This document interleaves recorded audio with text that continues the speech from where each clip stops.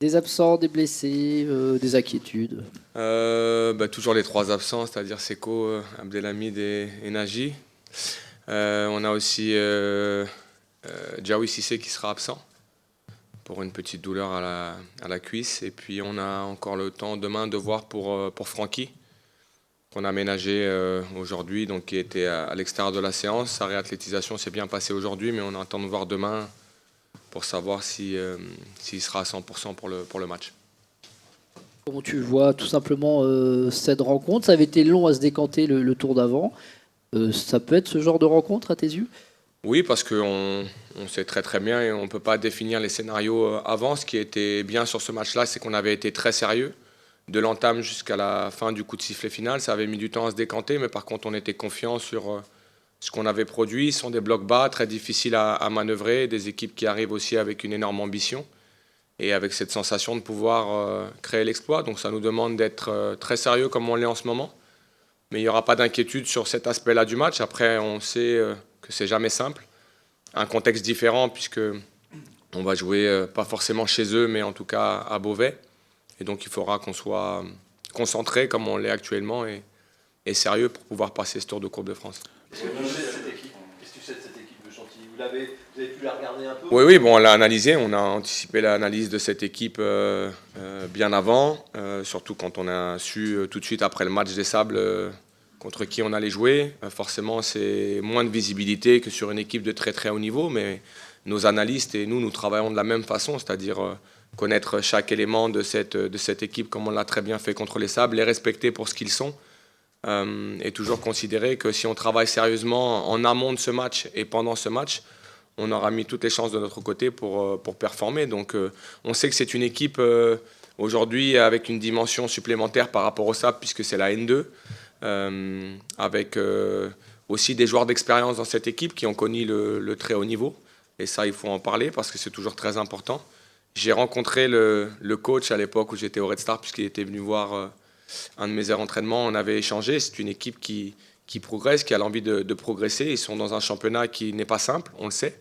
Avec une équipe aussi athlétique, un petit peu comme il l'avait du côté des Sables. Donc il faudra que nous, on soit très concentrés sur nous dans un premier temps. Je dis souvent que dans les matchs de Coupe de France, ce n'est pas l'équipe de N2 ou de N3 qui se met au niveau de la Ligue 1. Par contre, ce que j'ai dit à mes joueurs et j'ai promis à mes joueurs, ils vont courir autant que nous. Ils auront autant envie de passer ce tour-là que nous.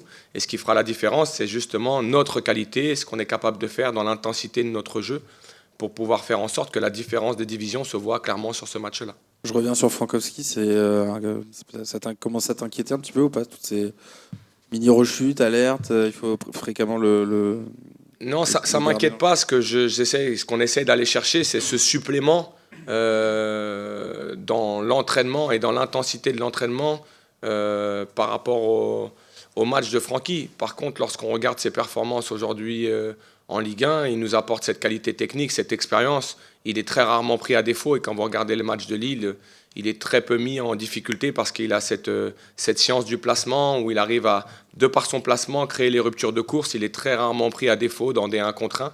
Et puis il nous apporte cette qualité technique sur la relance. Il a marqué un but contre Lille. Donc on estime aujourd'hui qu'il est au niveau où il doit être. On est très content de son apport. Mais si on veut aller chercher ce supplément, surtout sur la récupération par rapport à ces matchs, le problème, c'est qu'aujourd'hui, comme on n'a pas pu créer ce socle sur la préparation puisqu'il n'était pas avec nous, il met un petit peu plus de temps pour récupérer des matchs à haute intensité. C'est un joueur qui a sorti quand même 430 mètres de haute intensité sur le match de Lille, donc ça veut dire qu'il est bien physiquement. C'est plus sur sa récupération aujourd'hui qu'on a quelques problèmes. C'est-à-dire que les matchs comme celui de Lille nous amènent le lundi, mardi à avoir un Francky qui est un petit peu fatigué musculairement, sur lequel on ne peut pas capitaliser sur des grosses séances. Et c'est là où, justement, on n'arrive pas à enchaîner sur cet aspect-là. Mais il s'est entraîné cette semaine et il a juste coupé aujourd'hui parce que la séance d'hier a été très, très forte en termes de haute intensité. Et sur ces séances-là, on ne peut pas se permettre le lendemain d'aller trop fort parce qu'on pourrait justement rechuter sur des éléments qu'il a pu avoir par le passé. Mais sinon, physiquement, il est bien. Et on a encore demain pour ajuster sa participation, nous, à ce match-là. Est-ce que, compte tenu de la suspension de Jacquet contre le Havre, tu serais tenté d'installer la défense qui pourrait jouer face au Havre, c'est-à-dire avec Rouault, Sédou et puis Brassier? Alors on a toutes ces anticipations-là. On est quand même conscient qu'aujourd'hui, Jérémy a été coupé aussi, il faut le savoir, avant le match de coupe, notamment lorsqu'il était suspendu contre Brest. Donc il avait déjà été coupé 2 semaines. Il y a la semaine donc avec de vacances. Il revient, il rejoue. Si on le recoupe encore, sachant qu'il va être suspendu contre le Havre, ce n'est pas forcément une bonne stratégie. Aujourd'hui, le plus important pour Jérémy, au vu de son niveau athlétique qui est très bon, où il n'y a pas eu du tout de douleur sur le match de Lille, et sur la qualité du joueur aujourd'hui dans notre équipe, il n'y a pas de raison de le couper, puisqu'il sera forcément coupé et contraint sur ce match du Havre. Donc il y a de fortes chances que Jérémy enchaîne, et après on verra comment on repense justement notre logique de défense. Est-ce qu'à un moment donné, on donne du temps de jeu à Anthony pour qu'il se prépare, parce qu'il y a de fortes chances qu'il démarre aussi contre le Havre. Ça, c'est tout ce qu'on va ajuster là sur l'entraînement de demain. Mais ce qui est bien, c'est qu'on a des joueurs, et Alidou Sidou l'a prouvé sur le match de Lille, on a des défenseurs centraux de grande qualité aujourd'hui qui posent des performances de très très haut niveau. Et ça, pour nous, et notre émulation entre eux déjà, c'est une très bonne chose. Tu as assez peu fait tourner contre les Sables pour entretenir aussi la dynamique. Est-ce que tu es dans la même optique? La Coupe n'est pas forcément un lot de substitution, on va dire. Là, c'est peut-être un peu péjoratif pour les joueurs qui jouent moins. Tu es dans le même état d'esprit? Je suis dans le même état d'esprit parce que déjà, c'est un match qui nous amène à jouer une semaine après. Donc, il n'y a pas de match en milieu de semaine où il y a besoin de faire souffler les organismes. Je suis dans le même état d'esprit parce que de toute façon, en tant que coach, ma conviction, c'est de ne pas remodeler votre effectif de plus de 30%. Et le 40e % doit être le gardien. Donc j'estime qu'aujourd'hui, en changeant plus de 3 joueurs dans votre équipe, dans votre 11 de départ, derrière, ça devient pas forcément aléatoire sur la complémentarité de vos joueurs, mais ça demande aussi, à un moment donné, dans l'évaluation, lorsque vous mettez 4-5 nouveaux joueurs dans un effectif, si ces 4-5 nouveaux joueurs ne sont pas performants, il y a aussi une raison de par vos choix. Vous ne pouvez pas juste imputer ça à la rotation. Donc j'essaie de mettre mes joueurs que je fais rentrer dans cette rotation dans la meilleure disposition possible et de rentrer dans une ossature qui a l'habitude de jouer ensemble. Et donc en général, on n'ira pas plus loin que 3 changements parce que déjà on veut garder notre dynamique de jeu, on veut garder notre dynamique de qualité de jeu et on veut surtout garder notre dynamique de groupe dans un groupe qui est très restreint aujourd'hui, il faut le dire, puisqu'avec les joueurs partis à la CAN, il faut comprendre qu'aujourd'hui on a 16 joueurs à disposition. Le 17e serait Lucas Rosier, mais ces garçons-là aussi, aujourd'hui on a des échéances aussi en dessous, on a la Gambardella, on a plein de choses, donc on essaie de faire en sorte d'avoir une continuité dans notre 11 de départ et dans notre groupe sans forcément chambouler par rapport à la compétition qu'est la Coupe de France. T'as parlé. Ouais, c'est ça. Tu reconduis ici dans le but? Non, ça sera Brice dans le but. Ouais, ça sera Brice dans le but parce qu'on a aujourd'hui justement on a eu une coupure aussi sur les vacances et que ça serait de nouveau quitter Brice alors qu'il vient de reprendre et qu'on a ensuite une dynamique où pour un gardien c'est très important de penser à ces dynamiques-là. On espère pouvoir passer ce tour, il faudra le mériter. Et ensuite on aura quand même ce match de Coupe de France qui viendra s'intercaler dans une semaine à 3 matchs et que là la rotation peut-être sera à ce moment-là plus logique, mais ça ne s'est pas encore arrêté. J'ai dit à mes gardiens que il n'y aurait pas un gardien de la Coupe de France et un gardien du championnat, ça sera toujours en fonction de ce que je ressens. Là, je pense qu'il est important pour Brice d'enchaîner au vu de la coupure qu'on a eue pendant les vacances de Noël. Est-ce que ce n'est pas que de la chance? Il y a un petit atelier tir au but tous les jours dans ces semaines de coupe? Tout le temps, on a eu là, et il y a la finale demain entre les meilleurs tireurs de pénalty. Donc on instaure dans cette semaine de coupe, parce que j'estime que ça fait partie d'un parcours de coupe aussi. Mais ce n'est pas de la superstition, c'est plus du travail. Et j'estime que c'est un geste technique et c'est du travail. Ça nous permet d'identifier ceux qui ne ratent jamais. Et on a pour l'instant des joueurs qui n'ont jamais raté. Et ça nous permet aussi de voir ceux qui sont dans cette compétition. C'est difficile de créer un contexte qui ressemble en termes de pression à la Coupe de France. Mais la première semaine était sous l'eau de l'électronique. Donc ceux qui ont gagné ont eu un cadeau électronique. Et cette semaine, c'est la gastronomie et les loisirs de groupe. Donc les gagnants auront de la gastronomie et des loisirs de groupe. Et chaque semaine, on aura un thème différent que nous choisissons, nous, le staff. Et les gagnants électroniques, c'est le même que les gagnants... Ah non. À chaque fois, les équipes sont de nouveau repensées. Ah oui, bah forcément. On crée des capitaines d'équipe. Et de ces capitaines d'équipe, on leur donne 4 joueurs. Et les gardiens participent également. Nous avons donc Brice et Mathis qui sont également en compétition pour aller chercher un lot qui était un très beau lot. On les a vraiment respectés. Et il faut savoir que c'est le staff qui supporte l'achat de tout ça. Donc c'était aussi un geste envers eux. ça prend bien, ils sont contents. Et on va continuer dans ce sens, en espérant que ça nous amène jusqu'au dernier tour et le 26 mai pour se dire qu'on aura tiré beaucoup de pénaltys, qu'on aura passé beaucoup de tours et qu'on aura l'opportunité de continuer à leur donner de beaux cadeaux et de les respecter comme il se doit. Mathis, c'était pas mal en Gambardella sur les tirs au but. Est-ce qu'il a gardé ça avec vous ou pour l'instant c'est Brice qui est... Il a gagné la première semaine, donc il a eu un beau cadeau électronique. Et là, je ne vous dis pas qui est en tête parce que ça serait dévoiler forcément certaines choses. Il y a encore demain la finale et ils seront encore confrontés demain. Tu peux nous dire un petit mot sur les filles, la section féminine qui va jouer un match, mine de rien, un peu historique Ouais, complètement. pour le club. Comment vous voyez ça et quels sont un peu vos rapports, on va dire, comment vous essayez de faire de créer du lien entre différentes sections du club? Non, il n'y a pas forcément de lien direct. On voit Romain et on le voit souvent, il passe. Et par contre, ce qui est intéressant, c'est l'engouement qu'il y a autour du développement des filles et de la progression des filles. Ils ont joué le dernier match au Red Star et justement, c'était pour moi quelque chose d'assez spécial puisque j'avais parlé avec les dirigeants du Red Star et c'est vrai que les filles sont passées. Aujourd'hui, c'est un gros match parce que c'est Fleury.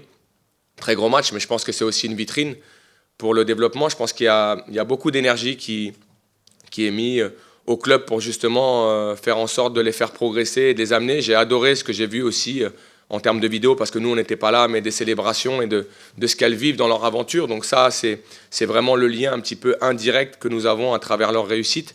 Le lien direct, c'est juste de considérer, comme je l'ai dit lors des vues du président récemment, c'est qu'on est tout un club et que ça soit l'académie, les filles, ça doit être porté par quelque chose de très positif dans l'identité globale du club. Et mon rôle aujourd'hui, un peu comme ambassadeur de ce club, c'est de toujours rappeler qu'il n'y a pas que l'entité pro garçon, il y a l'entité académie, il y a l'entité aujourd'hui justement des filles qui progressent, et il y a l'entité aussi d'une équipe corpo que nous avons chez nous.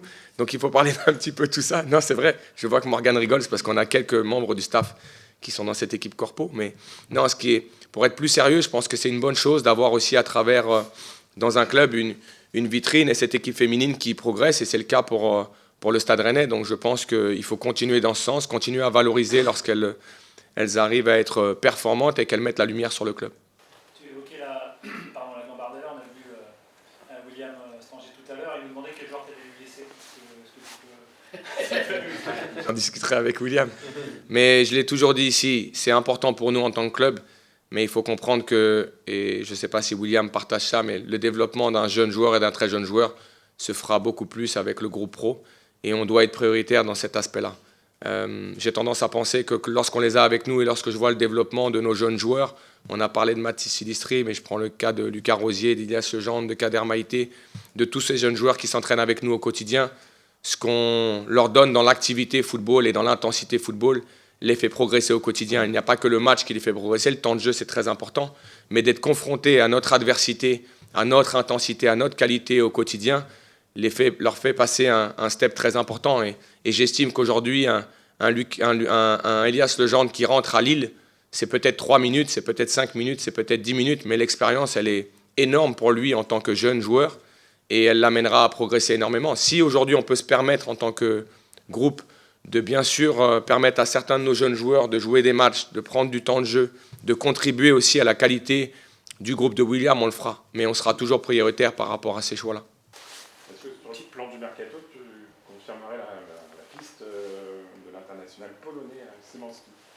Non, moi je confirme rien. Il faut avancer tranquillement sur tous nos profils. On a des profils identifiés. Je vous ai dit, on ne se précipitera pas sur ce dossier parce qu'on veut que ça soit un dossier cohérent. Il faut qu'on arrive à cibler aussi le joueur qu'il nous faut pour passer un cap en termes de collectif. Si on ne le trouve pas, on n'ira pas le chercher, on restera en l'état. Il peut se passer beaucoup de choses dans un mercato, et vous le savez, dans le sens des arrivées, mais dans le sens des départs. Aujourd'hui, on doit ajuster toutes ces situations au quotidien. Il y a plein de choses qui se passent au club, et nous, on essaye de rester concentrés sur notre objectif. Donc, on fera ce qu'il faut. Et rappelez-vous, cet été, j'avais des discussions avec vous. Vous étiez parfois inquiet de voir personne arriver, et on a fait venir les joueurs qu'on voulait au club, et on fera la même chose sur ce mercato d'hiver si quelqu'un doit arriver. Pour compléter, Habib, sur le mercato, juste les retours qu'on a, c'est que vous regardez beaucoup à l'étranger. On sait que depuis, on va dire, 1 an, le club a changé de virage après avoir, beaucoup n'étaient pas là, pris beaucoup d'étrangers. Là, vous avez fait un recrutement très très français. Quel peut être pour vous maintenant l'intérêt justement d'apporter cette touche étrangère Est-ce que c'est lié au marché, d'abord, uniquement, ou est-ce que ça peut aussi apporter une touche différente? Mais je pense que Loïc pourrait mieux répondre à cette question, mais si je dois un petit peu me positionner, je pense qu'aujourd'hui, le marché français sur des opérations à ce moment-là de la saison, le marché est cher sur ces joueurs-là, c'est-à-dire qu'à un moment donné, le club adverse ne vous cède pas un joueur de qualité à un moindre prix, et ça, on n'est pas en capacité aujourd'hui de surpayer un joueur qui ne vaudrait pas cette somme-là. Quand vous allez sur l'étranger, vous allez aussi sur des profils parfois qui sont peut-être un petit peu en manque de temps de jeu ou en fait à la recherche d'un nouveau challenge. Et je pense que ces joueurs-là s'ouvrent aussi à d'autres ligues et en tout cas d'autres pays. Je pense que la Ligue 1 aujourd'hui est attrayante pour beaucoup de joueurs étrangers, on oublie de le dire, et surtout pour beaucoup de joueurs offensifs. Et forcément, tous ces éléments rentrent en ligne de compte. On a eu un recrutement qui était très axé Ligue 1 et essayé de faire en sorte qu'on ait justement cette cohésion qui se fasse aussi par le fait que nos joueurs parlent français et de continuer à alimenter tout ça. Pour autant, on n'a aucun problème à avoir des joueurs qui parlent une autre langue. Je maîtrise l'anglais parfaitement et on a au club aussi cette structure maintenant qui nous permet de les accompagner. Il y a aussi le fait de considérer que lorsqu'on a un joueur dans l'effectif qui peut être aussi un accélérateur de cohésion, c'est toujours une bonne chose sur les profils qu'on recherche et on est toujours dans cette logique-là. Donc c'est un petit peu tout ça qui, je pense, en tout cas nous permet de réguler nos demandes sur le marché et puis le tarif. Il y a des tarifs qui sont pour nous inaccessibles et je pense que Loïc est dans cette logique de s'ouvrir à toutes les perspectives. Aujourd'hui en France, sur ce type de joueur, on va être très honnête, on a regardé tous les clubs, vous avez peu de profils accessibles et peu de profils en fonction aussi de l'adversité que vous rencontrez. C'est-à-dire qu'aujourd'hui, vous pourrez considérer que quand vous êtes Rennes, le top 8, il est inaccessible. Il n'y a aucun club du top 8 qui va vous céder un joueur dans lequel vous êtes rentré dans une rivalité. Il faut être très clair. Comme moi aujourd'hui, je ne céderai pas un de mes joueurs à un club avec lequel je bataille pour aller chercher des objectifs élevés, tout simplement. Et Simanski est très copain avec Frankowski, accélérateur Si vous parlez de Simanski, forcément, s'il est international polonais, je pense qu'il est très copain avec Francky. Et Gauthier Gallon, juste... Pardon ? Il peut y avoir un sujet de Diawy Cissé sur ce mercato, lui qui n'a pas joué. Non, je pense pas. Je pense pas. Après, le marché aujourd'hui peut nous surprendre, mais je pense pas. Il n'y a pas de volonté de notre part de se séparer de Diawy. Et à partir du moment où aujourd'hui, il est le joueur que vous connaissez au sein de cet effectif, je vous l'ai toujours dit, aujourd'hui, Diawy n'a pas changé à mes yeux. Il a juste besoin d'aller chercher d'autres choses. La concurrence est plus importante cette saison et je pense que c'est encore une fois très bénéfique pour lui et son évolution au sein de notre équipe. Juste Gauthier Gallon, t'es pas là ce matin, il est sur le départ. Oui, il est sur le départ. Je pense que c'est une solution que tout le monde voulait, le club et surtout pour Gauthier. C'est un garçon qui m'a donné tout son respect au quotidien dans son travail, humainement de grande qualité. Je lui ai dit hier quand on s'est vu, je suis très content que ça puisse se décanter pour lui et qu'il puisse trouver en tout cas un club qui lui permettra de s'exprimer parce qu'il n'y a rien de pire pour un joueur de s'entraîner tous les jours, de donner 100% tous les jours, mais de ne pas avoir la récompense de fin, c'est-à-dire de participer à la compétition, d'être confronté à la compétition.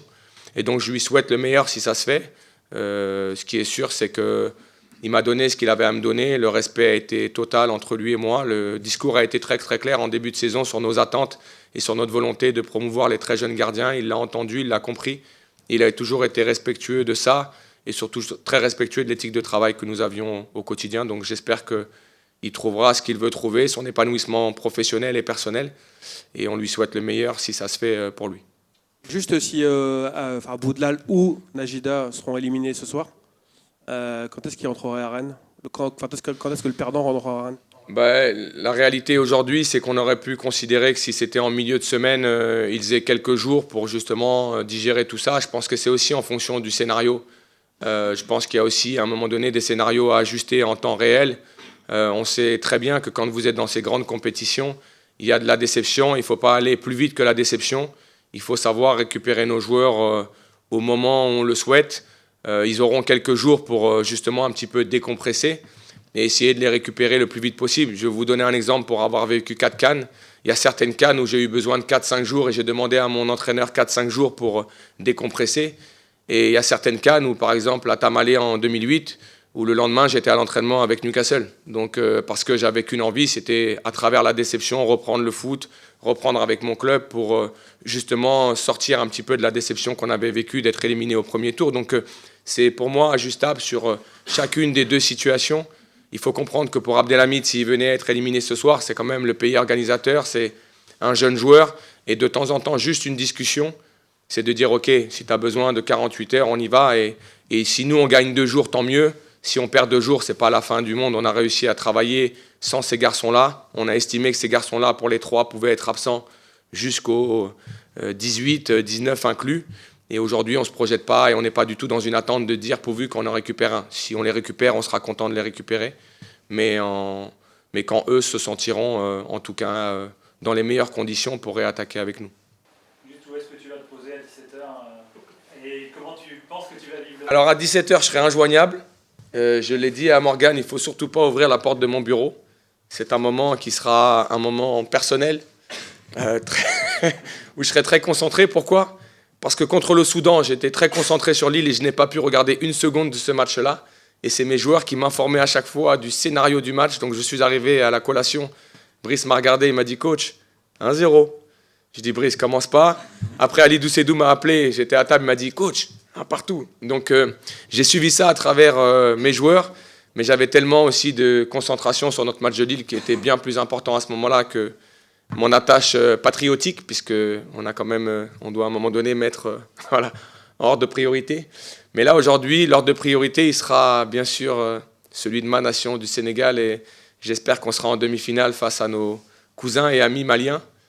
J'ai entendu le sélectionneur du Mali dire que c'était une guerre, ce n'est pas une guerre, c'est un beau match de football qui va être difficile pour nous, j'en suis sûr, mais qui nous verra gagner à la fin, peut-être dans la difficulté, mais je trouve qu'on a été très constant en ayant revu le match contre le Soudan, où on a été mené, mais on est bien dans notre Coupe d'Afrique. C'est une Coupe d'Afrique très relevée, mais je suis sûr qu'on ira au bout. Il y a pas mal de Maliens à Chantilly en plus, donc il vaut mieux que tu puisses arriver avec une victoire du Il Sénégal. vaut mieux que j'arrive pour tout le monde, même pour mes joueurs, même pour vous, si je vous croise et qu'on n'a pas gagné, ça risque d'être problématique. Donc il vaut mieux pour tout le monde au club, et Morgane le sait, que le Sénégal se qualifie pour les demi-finales ce soir. Merci à vous.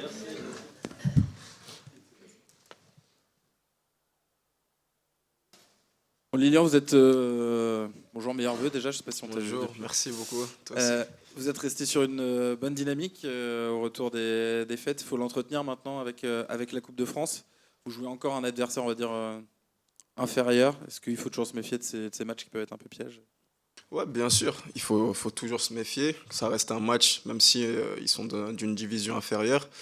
C'est un match de 90 minutes, donc il faudra ressortir victorieux de ce match et bien faire les choses. Est-ce que c'est le match où vous attendez justement à un adversaire qui va avant tout défendre et on remarque que vous avez peut-être un peu de mal face à des blocs très bas comme ça, qui sont regroupés? Je pense que beaucoup d'équipes ont du mal quand forcément tu as à peu près 10 joueurs devant toi, devant la défense.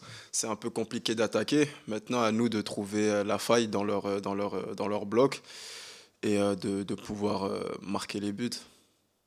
Ouais, Lyon, bonne année, un Blavezmat, comme on dit à Brest. Si tu le disais, mais bon, on le dit comme ça. Ça va ressembler un peu, à ton avis, au match comme celui contre les Sables? C'est un peu la même... C'est possible. Maintenant, chaque match a son histoire. Hein. On ne sait pas.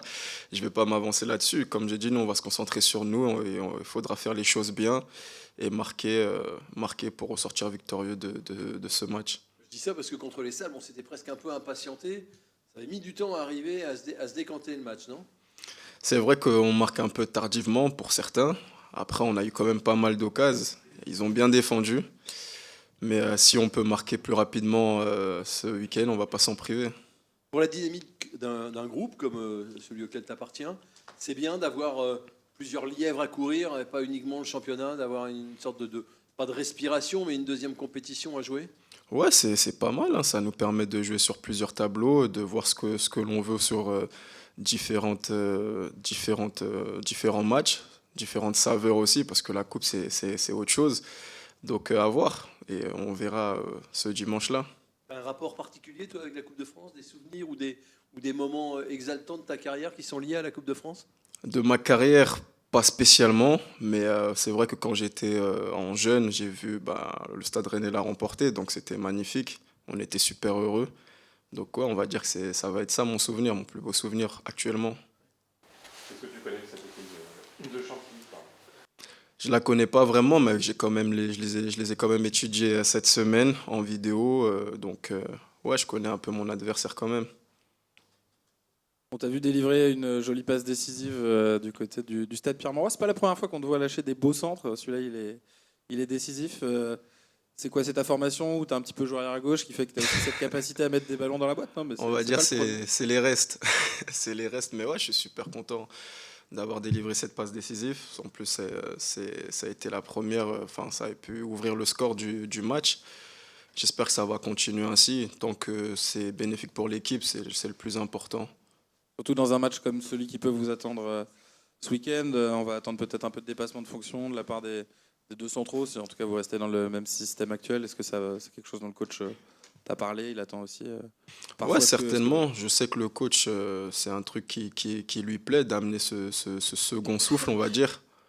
Et si on peut le faire, on va insister là-dessus. Mais notre rôle primordial, d'abord, c'est de défendre. Et après, si on peut apporter autre chose, on le fera. Vous avez fait une grosse opération comptable à Lille, en gagnant à Lille, en recollant un peu devant. Il y a des matchs aussi en Ligue 1 qui vont arriver derrière, qui sont 2 matchs à domicile. Là, ça permet quand même d'avoir encore plus grosse confiance. Vous avez l'impression que vous avez ouvert de nouvelles perspectives avec la victoire à Lille ou pas? Bah ouais, c'est clair que, comme j'ai pu le dire précédemment, c'est qu'on commence bien l'année. Ça remet un beau coup de confiance. Maintenant, il faut garder cette confiance tout au long de la deuxième partie. Et si on peut enchaîner les victoires, c'est avec plaisir. Que tu peux nous parler un petit peu de votre vie de groupe? Vous êtes quand même finalement presque rencontrés, on va dire, cet été. Il y a eu tellement de départs, d'arrivées. C'est un groupe assez jeune, on va dire, dans sa vie commune. Comment il vit ce groupe? On a la sensation qu'au fil aussi des victoires, tout ça, quelque chose d'assez positif qui se dégage de votre vie commune. Ouais, c'est vrai, c'est qu'on a appris à se connaître. C'est une nouvelle équipe, il ne faut pas l'oublier non plus. Il y a eu beaucoup d'arrivées. Et c'est un groupe qui vit bien, qui bosse beaucoup, qui est super exigeant. Et avec le sourire, on a su se remettre en question quand il le fallait. Et quand ça marche, on veut toujours plus. Donc on va essayer de faire durer cette belle période. Est-ce que c'est un groupe où vous vous sentez fort? C'est vrai que vous perdez très peu de matchs cette saison. Est-ce que vous vous sentez fort contre n'importe qui et de plus en plus? On connaît nos qualités, on sait ce qu'il y avait à bosser. Donc je pense qu'on peut regarder tout le monde dans les yeux, peu importe l'adversaire. Et on se concentre surtout sur nous-mêmes. Et on essaye de s'améliorer semaine après semaine, match après match. Donc c'est vraiment ça la perspective. Je ressens le petit protocole là, qui a été mis en place par Big Bay de reprise de deuxième période. C'est vrai que c'était un peu mollasson en début de saison. C'est mieux maintenant. Il y a un vrai petit truc en plus. C'est-à-dire le protocole. Vous sortez un peu plus. Ah, ok, d'accord, ok. Mais on voit que ça paye ses fruits. L'autre jour encore, il y a deux buts dans le premier quart d'heure. Ouais, c'est vrai que depuis qu'on le fait, je pense que ça se passe encore mieux. Mais ça permet de mieux démarrer la deuxième mi-temps, de se reconnecter les uns vers les autres. Donc ouais, si c'est payant, on va continuer ainsi. Hein. Je reviens sur le classement en Ligue 1. Est-ce que ça donne des idées un peu justement de voir que vous recollez un peu vers le haut, proche du podium, mine de rien, enfin pas si loin? Est-ce qu'on est trop loin pour encore penser à ça? Ou est-ce que quand même ça fait partie des leviers potentiels pour le groupe pour se motiver encore plus? Je vais répondre que je suis dans un club ambitieux. On est une équipe ambitieuse aussi. Donc forcément ça donne envie. Maintenant la saison elle n'est pas finie. On va faire les comptes à la fin. Mais c'est crescendo. On est focus sur nous-mêmes, comme j'ai pu le dire aussi tout à l'heure. Et voilà, c'est tout ce qu'il faut retenir. Et match après match, on verra le chemin s'ouvrir de plus en plus.